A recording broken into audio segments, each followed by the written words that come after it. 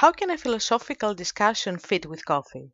But isn't it what we all do when drinking coffee with friends or others? Today, we're having a philosophical conversation with Craig Constantine and a small coffee break. Hi, I'm Artemis, and you're listening to Coffee Stain, a podcast full of real people stories, knowledge, and much inspiration about and beyond coffee. Personal and business stories full of passion, persistence, creativity, goals, and action. So get your coffee ready and join us. Today, here in Coffee Stain, I'm happy to have here with me from the other part of the world, uh, across the ocean, let's say, Craig Constantine, if I say it correct. And Probably better than the way I say it.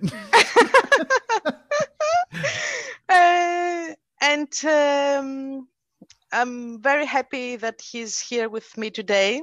He will have to say many things about himself.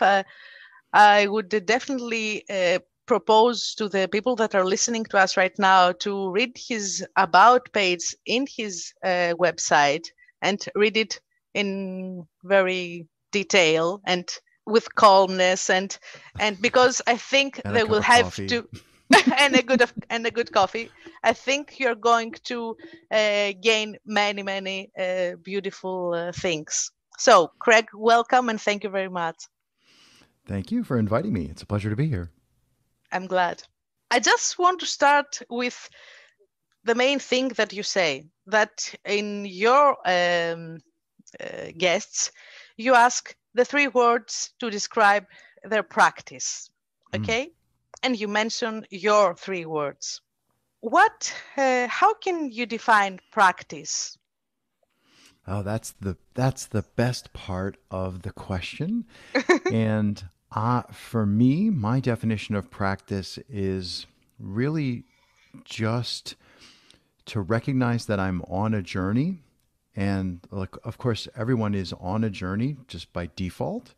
You don't really know exactly where you're going. You might know where you think you're going today. I have an early video call with Artemis, or I might know where I'm going tonight at dinner at my mom's, and maybe tomorrow, I'm sure, but you don't really know exactly where your life's going to end up.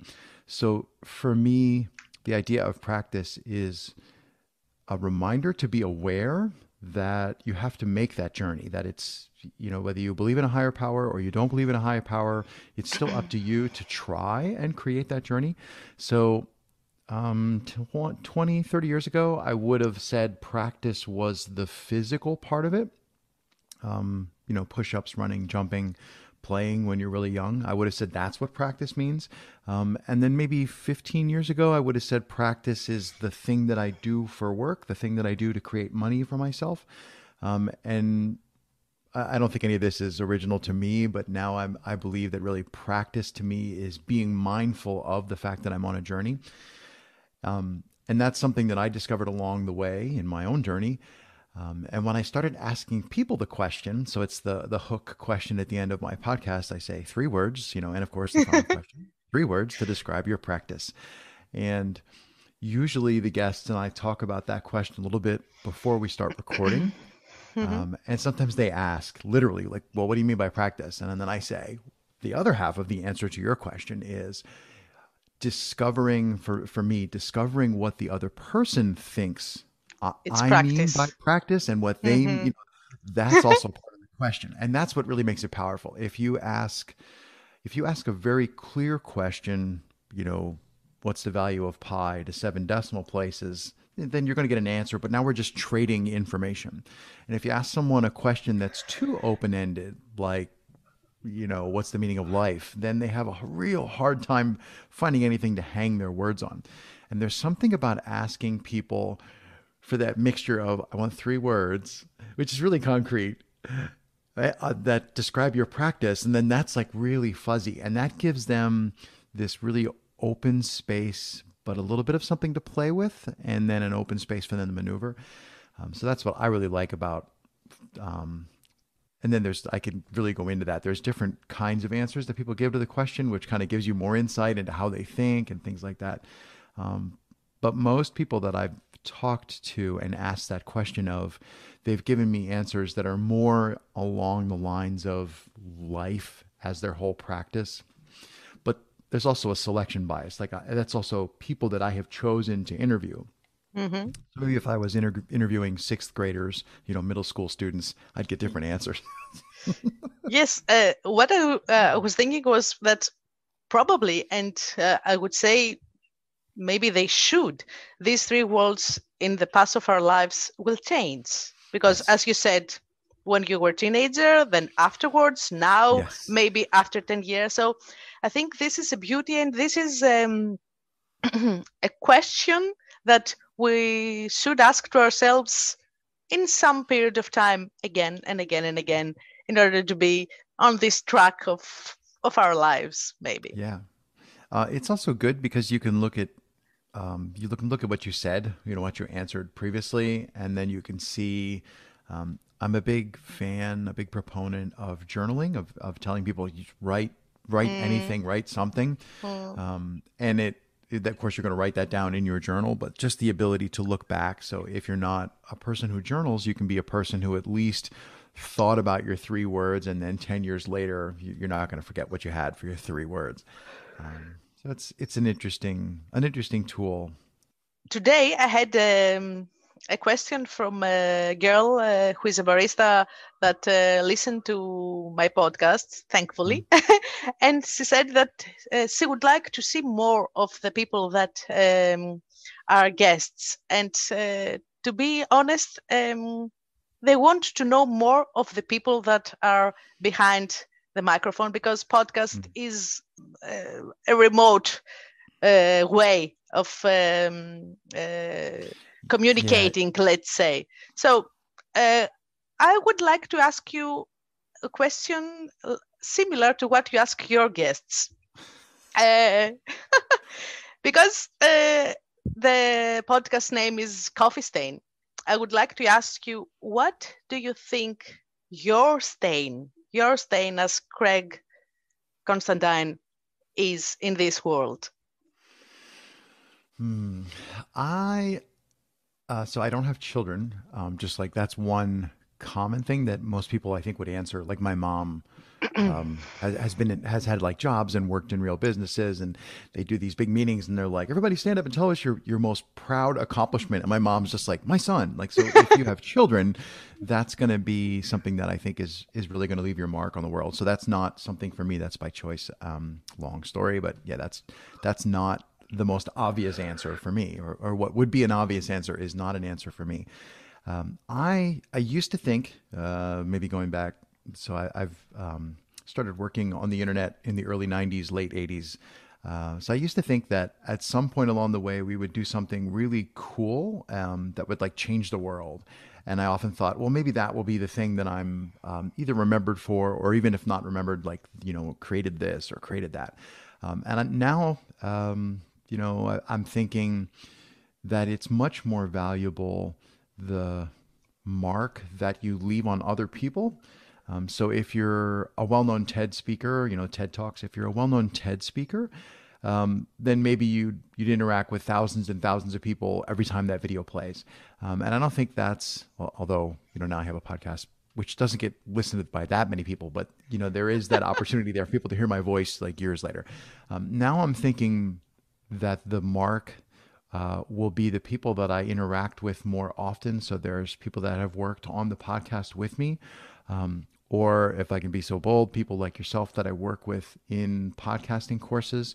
I haven't actually counted, but it's thousands of people now who have gone through those Akimbo courses. And I'm not an official coach. I don't lead the course. But there are usually, with each course, there's a dozen people who volunteer. I'm not a big fan of, they label us all stars. I'm not a big fan of the label, but we just show up and try to like model the behavior.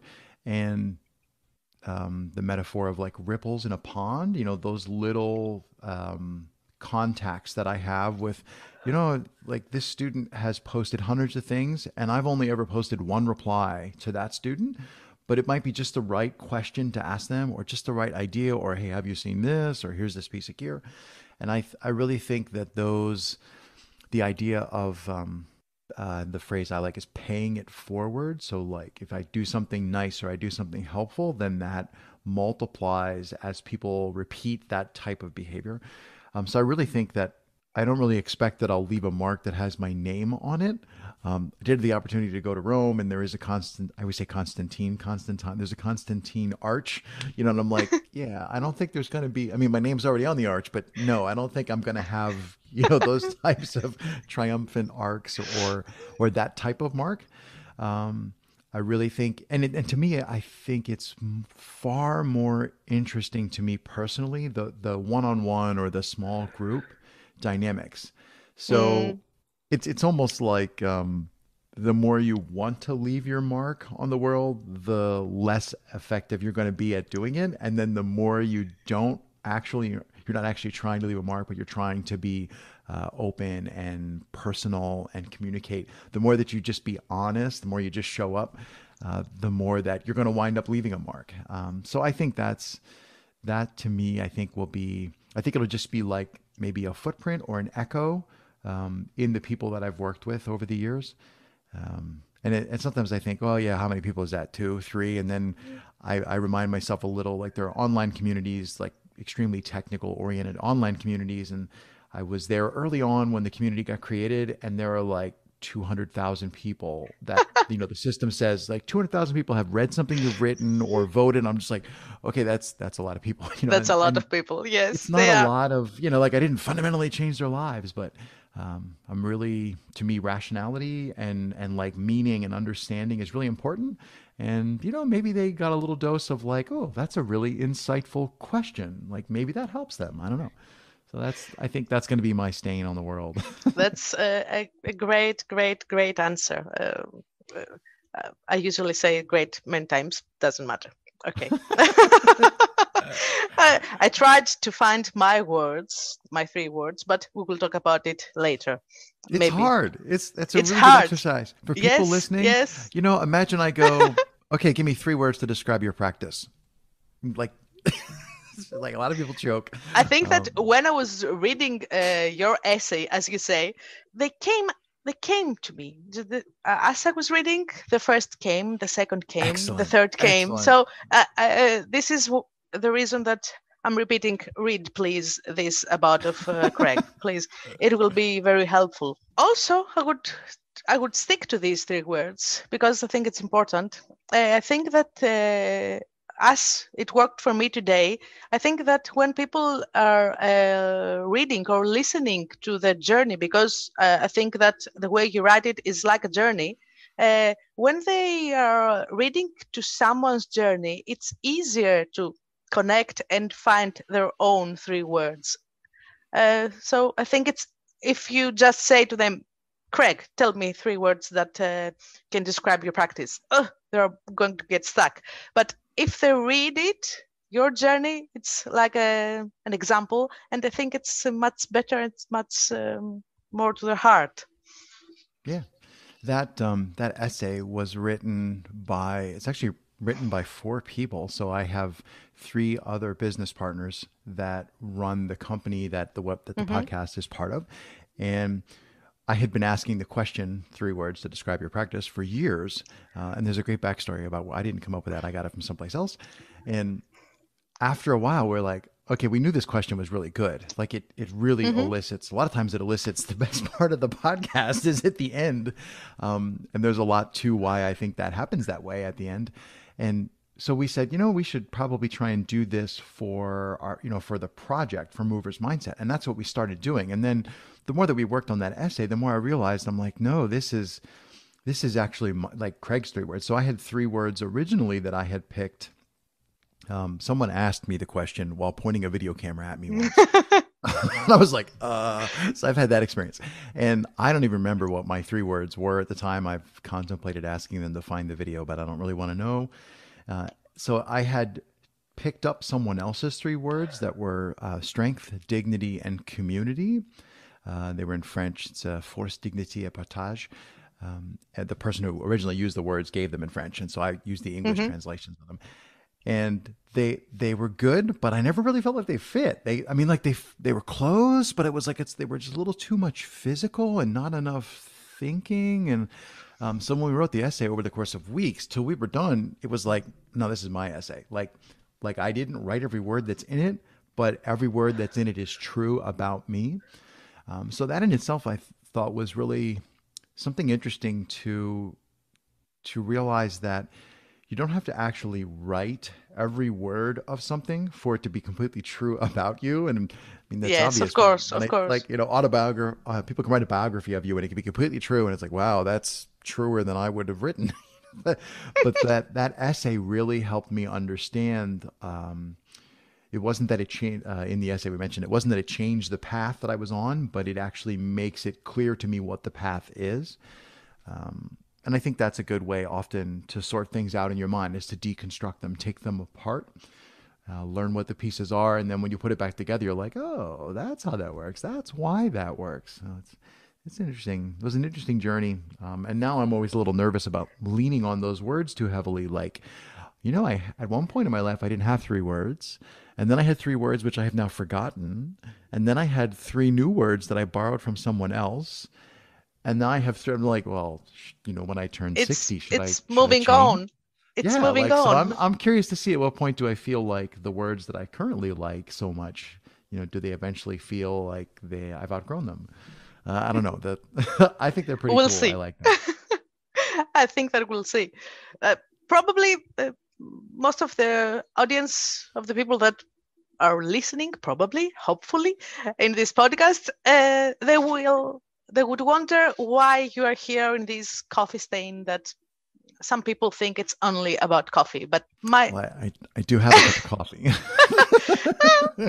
yes, you love coffee. I know that. So it's I think it's the second reason that you're here. But the first reason is because this is the 10th episode of the Coffee Stain podcast, and I'm very happy about it. Yes. Yes.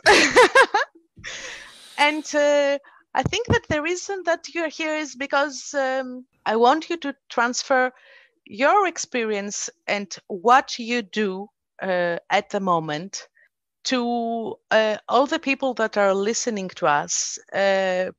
Most of them probably are from the coffee industry, all these big industry that we have talked about again. Hmm. But every and each of one is a man, a woman, a person that has to move on, to do something, to find his goal, his vision, to do and to leave their own stain in this world. So I think that the main reason that you are here is to share with us some of your experience and help them, whatever they decide to do, help them be one of these person that you talked about, that something that you talked about help them in their way.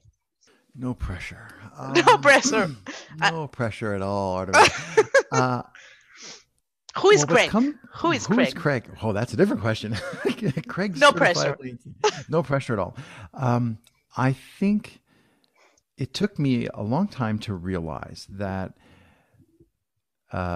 and I'm a lover of quotes. That's one of the big things on my website is I love quotes. I have a book that I just got. That's an old book of 40,000 quotes.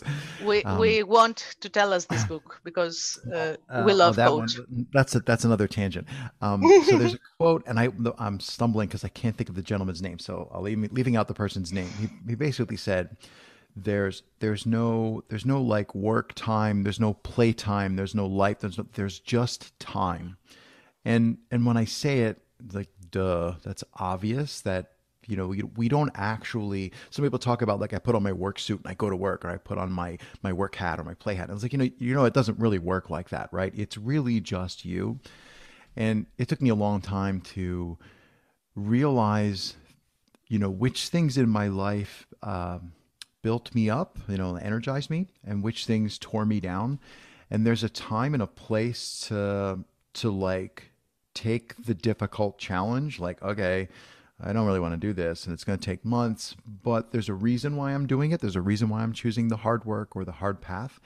But I think I wasn't, decades ago, I wasn't mindful enough about which things were were empowering me. And I don't mean like, enabling me to have the job I wanted or live where I wanted. I mean, empowering me like when you wake up in the morning, are you like, yeah, let me at the day? Or are you like, oh, it's another Another Thursday. day.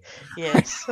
So I think that's probably, if you force me to like pass a life lesson on, I think it would be that you need to be intentional about choosing what you're doing. So I've done a couple of like trade shows, where I've been like stood on the floor at a trade show booth. And that's because I mentioned this because I know you do that. Like that's exhausting. It's really tiring, but there's a reason you do it. And there are moments in it where it's like, oh, that made it all worth it right there. Like that's why we're here as a team. That's why we do all this. And you see that story in all the other people, maybe not all, most of the other people who are at their booths. You see that over and over. So I Mm. just think it's important that you be mindful of what you've chosen to do. And sometimes people talk about if there are caustic people in your life, like people who are pulling you down, you need to get rid of those people. It's like, yeah, but that's just one example. Like you can have situations, you can have jobs, you can have relationships, you can have people, you can have pets. There's all kinds of things that can build you up or tear you down. And I just think it's super important that you be mindful of that. And now I'm just thinking like, and of course for me, it's all going to tie back to, okay, Craig, how do I do that? And it's like, oh, well, go have really good conversations with people that you trust. And they're going to go like, are you aware that you have this situation that you keep talking about? And it always seems to be a negative, like, oh yes. Okay. Thank you very much. So I really think it's important that you have people in your life that you can talk to, about things that you can, people who ask you challenging questions. Not how does that make you feel, or what like not necessarily somebody who's only going to ask you questions, but it's an interesting, I mean, that's life, that's what the journey is. So I don't know if that speaks to your question. Yes, I think it speaks very much to me, and I hope to anyone that is listening. It's a friend of mine, and he was in the previous episode. He said that he hates the word stain because it feels like stain to him. So, In and he English, in it has English, a negative connotation. Like you have to yes, go to the yes, second or the third definition. But yes, yes, I yes. can also talk about language. I like sometimes really like when language works like that. But go finish your thread first. No, and I think that although for me it's in order to create a stain, you will have to first to cook a coffee, to make a coffee, and then split it, or by mistake, or someone will push you, or something like that. So I think that life is something like that. You either make mistakes or not, or someone pushes you, or maybe the cat comes over you and splits the coffee, and then the stain is there on the table or on the carpet. But it's very important to look at this stain for me as an evidence, as you say also in your essay, that it's Mark. there. It's a mark. It's something happened. I can see it. Um, I can examine it. I can have this reflection that you say. Yeah, I think That's for me. I'm not sure in Greek, but in English, the word stain, it's exactly the same word that we use when you stain wood intentionally. So if you want to change the color of something, that's also stain. It's exactly the Mm-hmm. same word. So, but I think if I just shouted randomly at a person, stain, their first thing would be like the negative connotation of like there's an undesired, like a coffee ring, or don't put Mm-hmm. your water glass on my book, it'll make a stain. Yes, Uh, yes. but there's like a perfectly commonplace usage of it where you would intentionally be staining things. So I I'm going to say I really love language. I'm fascinated by turns of phrases and things. And one of the things very early on in my podcasting journey, I was concerned about a lot of the people. So I got into podcasting specifically in the parkour space, in movement, And most of the people that I was encountering who were really well known in that space, they speak French first and then English is their second language. Hmm. So in the very beginning, I was a little concerned about, well, my English, English is my first language and I've actually studied it a little bit and I take the time to use it and learn about it and I can talk really fast. As I was concerned about were my guests going to struggle with Craig, struggle with English? Would that affect their ability to share themselves? So it took me a while to learn. So now I tend to coach people if their English isn't their first language. I say to them, the way that you use English, it actually forces the listeners. So you have native English listeners hearing somebody who doesn't speak native English. The way that a non-native or speaker uses English forces you to listen differently. So, like especially Americans, we're so used to like blah, blah, blah, blah, blah, blah, blah, it's all a million miles an hour in English, and then somebody comes along and uses a word like stain, and they mean it positively, and it's like the needle on the record. That sound. So it forces you as a native English speaker to like go, wait, oh, I don't really use that word that way, but you're using it in a way that's different, but it's totally correct. And then it actually makes people think. So I always love when a lot of times I get like Spanish speakers. I don't know a word of Spanish, and I'll tell guests, if you're stuck, just switch back to your native language and talk at me in the other language for a moment, and that invariably fixes the problem because they go like, and then they come back and they're like, the word I was looking for. Yes, So yes. the fact that we're all used to some language as our primary language, and then we Mm, always think of, oh, I know this other language, but it's a struggle. So my French is horrific.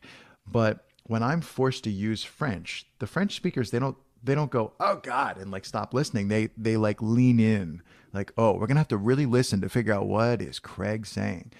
And that changes how you are listening when you are being more intentional about listening. So I think the cross language struggle, we'll call it the cross language struggle, is actually super useful. It forces people to really dial in. So I think it's a really useful thing. that's very good because yes, probably they have to listen carefully. So Well, one of the great things about podcasts, hopefully, to those of you listening, we'll break. I don't know, is it the fourth wall or the third wall because there's only audio? If you're listening, hopefully your podcast player will let you change speeds, so you should be able to slow yes, us down. So you're like, oh, this Craig talks entirely too fast, so slow him down so he speaks more slowly. You can, that's a handy way to change things. I often speed things up or slow things down. A handy thing that you can't do in real life, well, unless you it ask. is. It is a practice because Yeah. when I started listening to podcast, I was listening to the normal Mhm. English. When I was listening at sometimes some Australian men, I was a little bit slow. Now I usually listen everyone in 1.5 or maybe 2. Mhm. So I can. It is practice. So I think it's very good. Let's say about the other question that I have because I have mentioned and I have uploaded many times in my Instagram that what coffee means to you. Mm.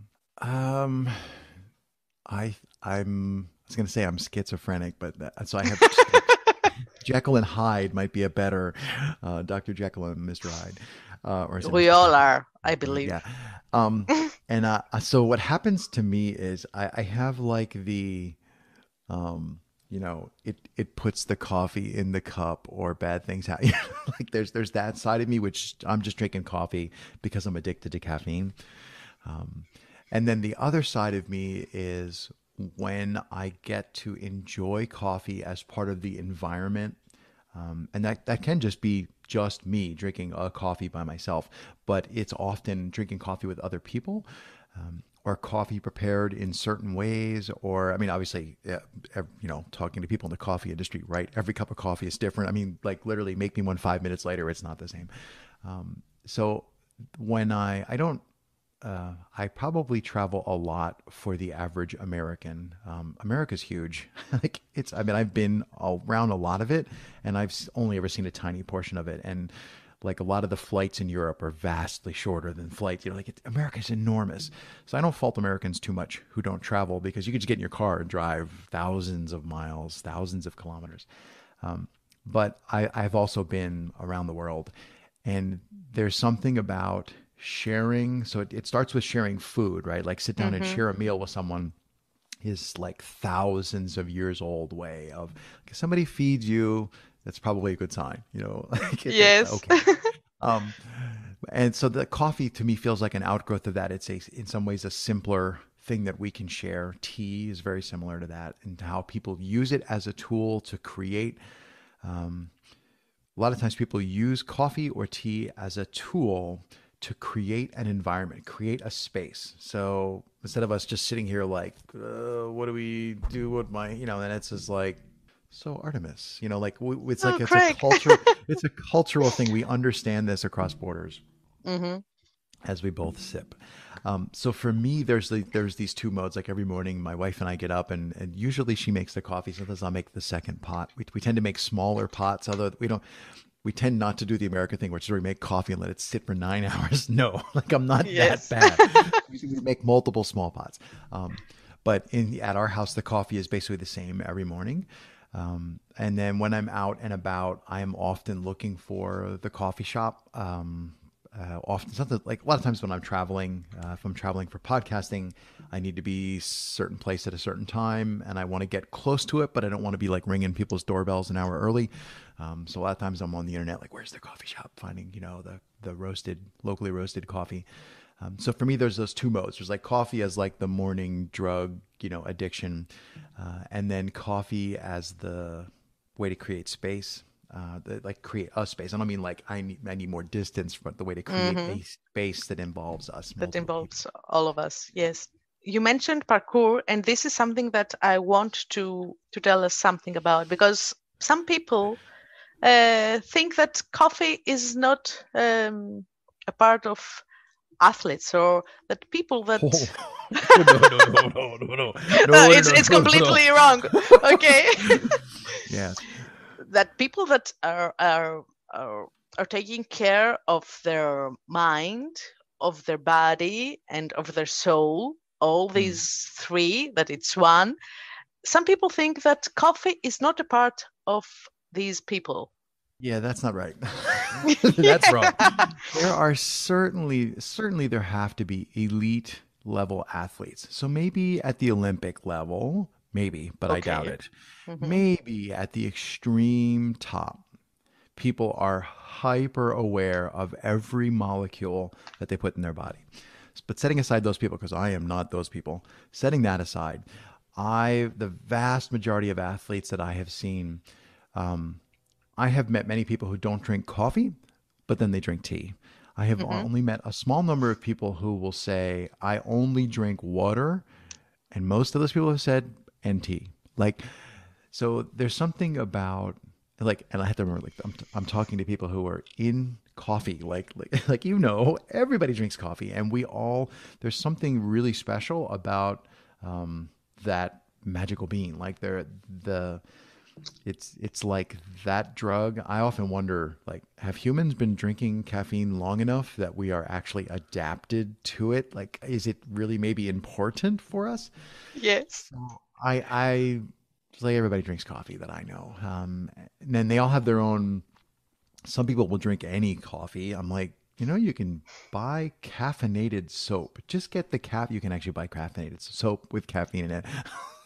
Like, just go buy the soap. If you're that addicted, just put the soap on your body. But most people really like the drink. But there's so many different ways that they drink it. Like some people drink it and it's really a sugar delivery system, colored like coffee. I don't put sugar. I don't sweeten my coffee. But then you have Turkish coffee, right, which is super sweet but no cream, right? So there's all these different ways to No, prepare it's it. not. Oh, which is this? Is that maybe Syrian? I've had coffee that's super dense but also They sweet. they Maybe put that. sugar inside. Oh, If it's because I drink Greek coffee, Greek Turkish. It's mm, the difference. It's on the roasting, and it's not sweet. on Oh, its okay. own. You have, Then but maybe I encountered a weird person. usually they put too much sugar in it. I So Yeah, I don't. it's small Well, and it's sweet, sweet. but Like no, I now we're don't having put sugar. candy. No, no, no, no, no. Um, yeah, so I think it's athletes, and I don't know if they're drinking the coffee. I mean, I could tell stories all day, but I've had funny, crazy stories where people who are, in my opinion, quite elite athletes will show up with tea or coffee at, like they'll arrive at a training spot. I've seen them do this. There's 300 students here for this thing that we're doing today at an international event. The guy has a cup of coffee from Starbucks, I mean, like, I don't know what's in there. Maybe it could be black coffee, it could be tea. I don't know what's in it, but like clearly for this person, warm, some caffeine delivery, this is definitely their thing. So it's totally, I think it comes down to how much damage can I actually do with 8 fluid ounces? Like I'm in the U.S., so how much Yes. damage can I possibly do with a With mug of coffee? So I really think it's as much psychological as it is the physiological aspect of it. Um, so yeah, it's I've seen, and like some of the greatest cups of coffee I've ever had have been like with other athletes who are like, we're going someplace, we're like, here, come here. You're like, they go in and, let's or go. I've been like in sections of cities where they were like, no, stay in the car. Like you don't want to come in this place. I'll bring you a coffee. I was like, all right, what the heck, but like the coffee's good. Here, have the coffee. I don't know. So coffee is definitely a thing. Craig, I would also like to ask you, because we talked about it previously before we started recording, that you mentioned the word eudaimonia, the Greek word eudaimonia, in your essay. Mm. And I think that that would be a very good thing to say to us about all the people that are working, and I keep saying struggling because everyone is struggling in a way to find their way in this world. What does eudaimonia mean to you, and why do you think is so important that we experience this way of living in our lives? Ooh, I am not a philosopher by trade, but in a way, everybody is. Like Okay. right? Whether or not you realize it, you are. Like you make decisions, you make choices. Um, and I got interested in Stoicism with a capital S. Got Yes. interested in Stoicism. Um, and of course, in English, we have this horrible problem where the word stoic with a small s has a Mm-hmm. completely different meaning about like no emotions, which is not at all what stoicism is about. So in Mm-hmm. English, I generally don't talk about it because it's an uphill battle. As soon as you say the word, they're like, "What? You mean Mr. Spock from Sleepy Like Hollow?" Stain. Yeah, no, yeah, right, exactly. It's like this negative connotation. So for me, I got interested in stoicism, and I don't remember where. I could probably dig up the mental thread where it all started, but the more that I read Marcus Aurelius and Epictetus, and the more I started reading the original source material, I'm like, you're like reading and you're like, wait a minute, when was this written? Like this stuff's like 3,000 years old, and it really started to give me, and I think everybody's experience is the same with it. It gives you this perspective of like, all right, yes, like if there's an old Chinese proverb, if things are going really bad, relax, it won't last. And if things are going really good, relax because it won't last, like this, everything will change. So I really like the perspective that I feel that I have been given or shown. I hesitate to say that I found because this isn't new, that this has been around. But for me, that perspective has helped me personally a lot. And I started like, oh, I want to read this book on Stoicism. So then I was setting aside time to read in the morning. And like that actually is practicing being reflective, which whether or not you're reflecting Exactly. on a philosophy or whether you're reflecting on your favorite Harry Potter book, whatever you're reading, being reflective will actually make you more aware of your thoughts, which is like it's a giant positive feedback loop. So that's sort of been my journey recently in like the last maybe 3 to 5 years.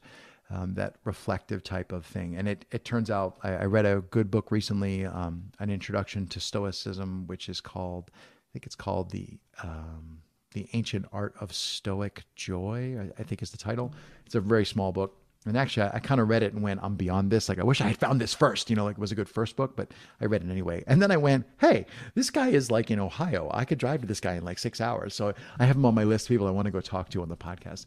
So it's just the more, it's like anything. The more time you spend being reflective, and that's the reason why discovery, reflection is my second word. The more time you spend being reflective, this is a you can get into trouble if you have no outside influence. But generally, the more reflective you are, the more you're going to like lift yourself up piece by piece as you examine ideas. And I think that looking into Stoicism and reading, what I can of ancient philosophy, I obviously can't read the original. So that's been really helpful. And then there are different variations of it, or different, like daily readers or things that I have found helpful. But I think that being reflective, for me, a big challenge is having too many goals. So I'm always like, at the end of the day, I only got 30 things done, because I want to do 35. So it's really important for me. I don't know about anybody else's experience, but for me, it's really important that when I get to the goal, that I stop and turn around and look back and go, that's awesome. Because otherwise, if it's like, I made the goal, I was short of the goal. I made the goal, I'm short. It's always like, I'm always like, success is the standard, and then failure is like not good enough. But what would be better than success? Like, well, so for me, it can be a vicious cycle of trying to overachieve. So looking into philosophy, or, if you want to, if you're religious and you want to just do some sort of self-study with your religious material, like whatever that would be, that reflective time has been teaching me, I was going to say taught, but I don't want to make it sound like I've succeeded completely, has been teaching me to pause and reflect and look back on what I've accomplished. And that forced me to go, you know what, Craig, you started Tuesday morning and you had all these goals and you got a lot done. In fact, you got more done than most people do in a week, but you still feel like it's not successful. So maybe you should adjust what you're trying to do each day. And that's been really helpful for me to like help get out of my feedback loop of setting too many goals and having everything, try to make everything perfect. So that's been really helpful. But really, that's just reflection. I mean, I could have taken, maybe I should have taken those philosophy courses when I was in college. I didn't. I was an engineering student. I missed them. But then maybe 30, whatever years ago it was, 30, I don't want to do the math. Maybe when I was in college, I wouldn't have been ready for it. Like everybody's journey is different. So Yes, I may probably. have had to go do a lot of other things first. As we discuss, I believe that many people would question the time that they have in order to do all these things that we mentioned, Yes, I know to what you read, mean. to reflect, to sit and think, in Yeah. order to gain this self acknowledgement, Self-awareness, yeah, self-awareness, self-reflection. self-awareness. But I cannot. I'm working in the coffee shop, let's say, Yeah. from 9 a.m. until 7 p.m. and I'm dead. I just want to go take a bath and sleep. What would you say to them? Because they are Um, a part, excuse me, because I they are a big part totally, of the absolutely agree people. with you. I'll say two things. I've seen a lot of movies. I love movies. I often think of movie references and I'm trying to like, no movie references. No, tell us, tell us. There's a movie, Back to School. This is a horrible movie, Back to School with Rodney Dangerfield, and he's trying to take a high school equivalent type test, and his one mean professor says to him, and like an exam, I have one question for you in 37 parts. Like he's like, oh, good, one question. It's got 37 parts. So I was thinking, like, I'm going to give you two answers, but the first answer has 37 parts. So the first thing I would say is you're going to have to just, like, to whoever's listening, you're going to have to decide. Are you cool with what you're doing now? Like Craig's journey 30 years ago did not look like Craig's journey today. So maybe you're in the part of your journey where you have to just shut up and work at the coffee shop. Maybe that's what you're going to do for 2 years. That's totally cool. Like there's nothing wrong with that. But I often say 50,000 years from now, what difference does it really make? Like 50,000 years from now, I'm Wow. lucky if any of my stuff is even in the archaeological record. Like I wrote a little article, a little piece on my blog about the house that I live in was built in the 1950s, which is not. I mean, there are houses here from the 1600s in my area, a few. Mm-hmm. This house is very new in the grand scheme of things, but I didn't build it. I moved into it. So I moved in. At some point, I'm moving out, right? I mean, I go in and out and in and out and in and out and in. But one day I'm going out last. Like, I'll be the last time I go out, right? Yes. And all the things I carried in my books, they're going to go out once at the end when somebody cleans the house. And the house is just here temporarily. Eventually, they're going to come along with a bulldozer and scrape the house off, right? And 50,000 years ago, there was actually a glacier where I'm sitting, right? So like when you zoom out, this can be a little depressing when you first zoom out. But when you zoom out, nothing you do matters, right? Unless you're Oppenheimer or Einstein or you make a really distinct stain, that's not going to happen. So to me, that's liberating. That means that you don't have to. I don't have to I'm working at a coffee shop and you don't have to think I'm failing because I'm not going to accomplish the grand thing that's going to make a mark that's going to be here 50,000 years from now. So it's like, it doesn't really matter. The purpose of your life, Viktor Frankl said, the purpose of your life is not to find the answer. The meaning of life is how do you respond when life asks you that question? You don't have to actually find a specific answer. So that's the first thing is my answer is get perspective on what you're doing. Because Mm-hmm. I've done a lot of like really hard, like we would use the word slog, like it's a horrible trudging, oh, I'm never going to get done, and there's a million. I've done a lot of that kind of work and I don't regret it. It's like that was appropriate for the time. That was the thing for me to do. So that's my first thing is get perspective. Like it's okay to be working really hard in a job that has no future. It's like, okay, this is what I'm doing today. It's like as long as you're okay with that, as long as you understand like, yeah, I made this cup of coffee and that made this person's day better. And then it made that person's day better. And then that person's day better. And that, like, okay, 3,000 people came through here last week. That's awesome. Like, you're not going to, but 50,000 years from now, none of those cups of coffee matter. I had a cup of espresso in front of I'm bad. Is it the Pantheon or the Parthenon in Rome? Parthenon? Which, No, Parthenon is in Athens in Greece. I always get them mixed up. So Pantheon is in Rome. Yes. There's a coffee shop like right around the corner. I mean, like you like I had a cup of coffee. We were on our way. I hadn't been there yet. I had never. I mean, I'd seen pictures of it. Mm-hmm. So then I'm like, ooh, coffee. I have my espresso, and then I take like 2 steps and around the corner. Oh, it's right here. Like, okay, that building isn't 50,000 years old yet. That's not going to be there in 50,000 years. So even that spectacular, like somebody built that. There was one person who went, I have an idea. Even that person's magnificent that edifice will be gone. So that perspective is really important. Like some people will say, be here now, like be in the Mm-hmm. moment. It's like a Mm-hmm. Zen tradition.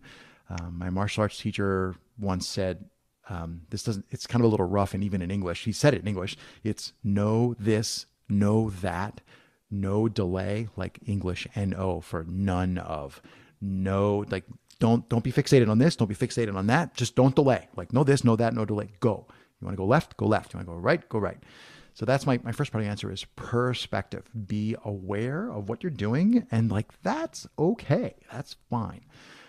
Because if you're doing this and you're thinking about that, then you're going to have problems.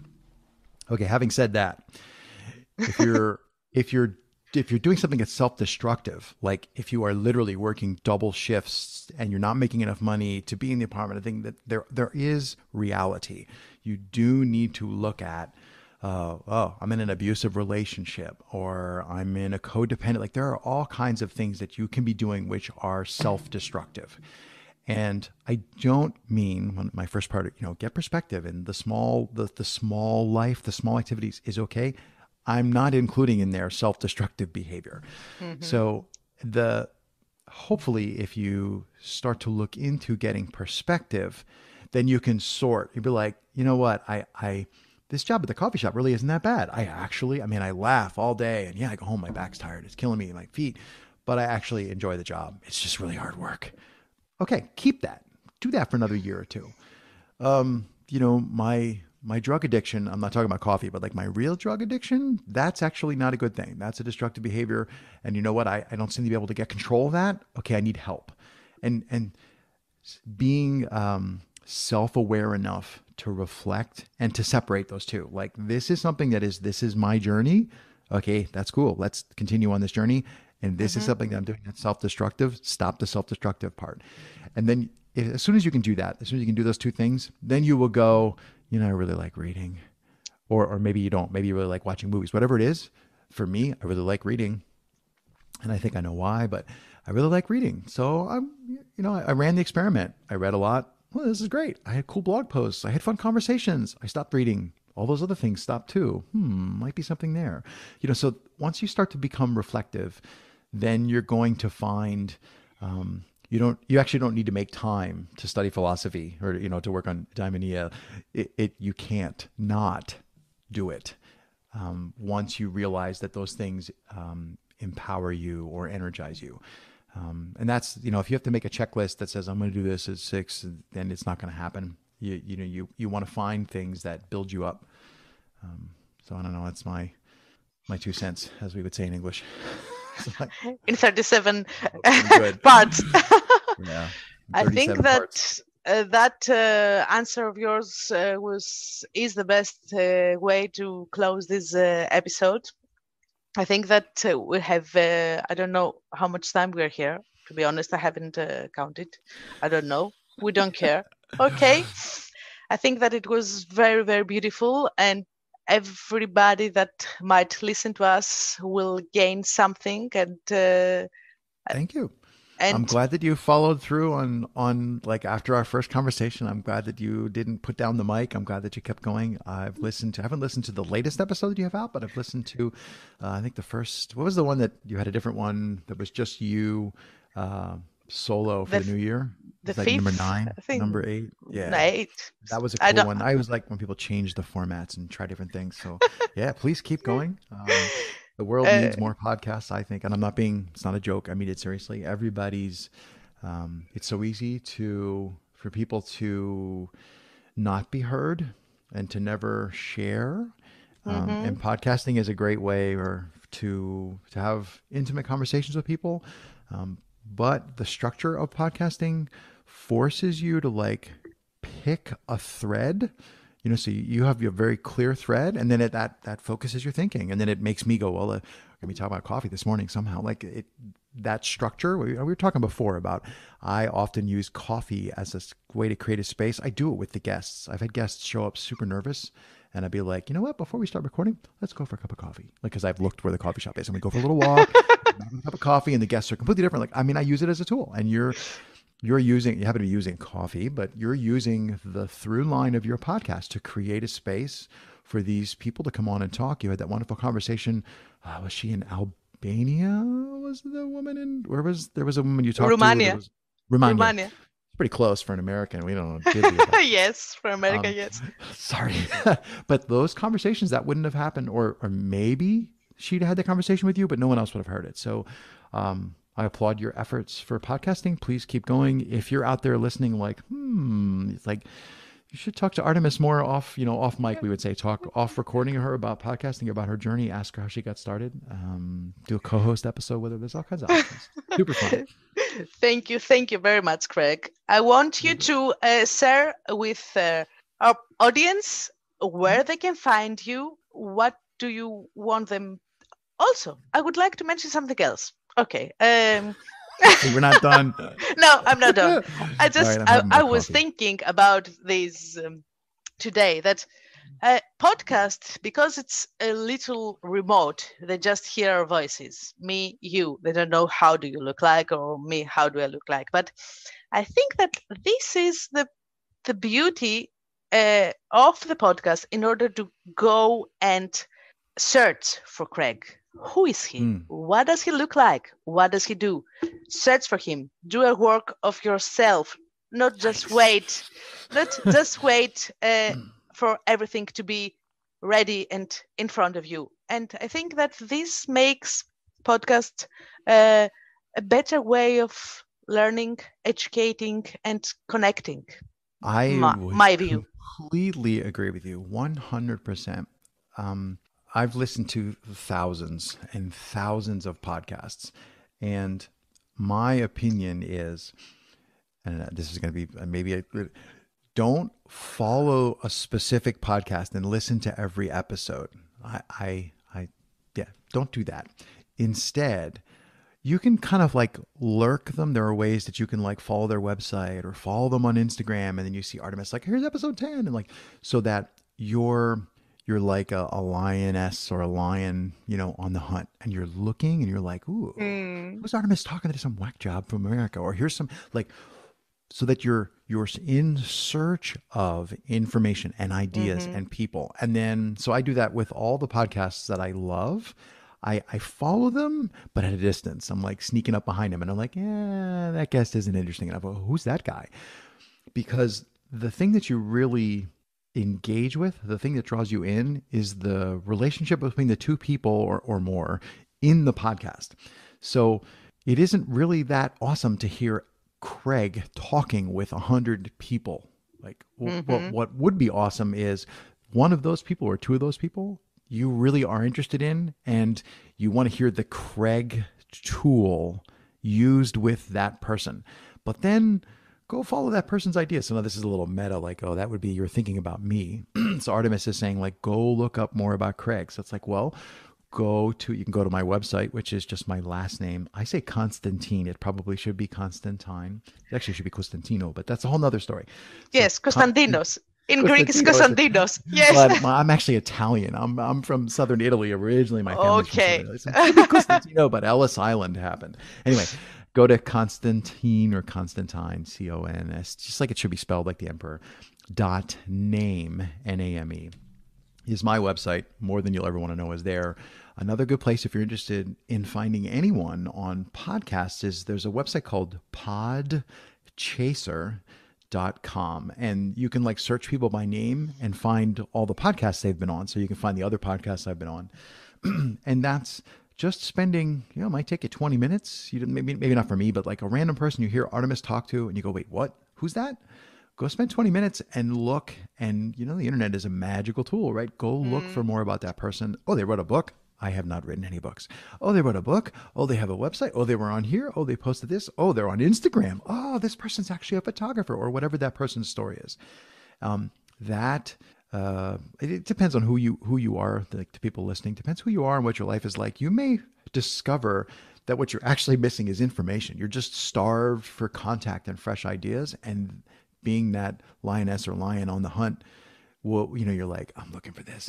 That's super interesting. And I'm like, whoa, 3 hours went by and I've listened to a podcast and read a web page and all these things. So that's a lot of what I do as one of my superpowers, is following in strange ways, like sneaking up on things from different directions.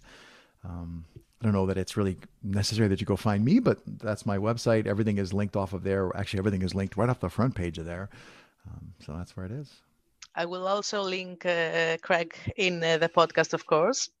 So I would like to thank you once more for being here My today pleasure. in this beautiful conversation. And I would like to tell to anyone that will listen us, search for Craig, or for anyone, or follow the advice that Craig is giving you to listen and see what's catching your eye or your ear in every Right. podcast that is out there. My email And address is actually on the front of my website. I'm living on the edge, but you can just drop me an email message like, wait, what are you talking about? And I can mail you back with more stuff. that is perfect. So I wish you a beautiful, beautiful day full of eudaimonia and all your life, to be honest. And I think that we will talk again. Cool. My pleasure, Artemis. Bye. So my kisses. Bye. Au revoir. Au revoir.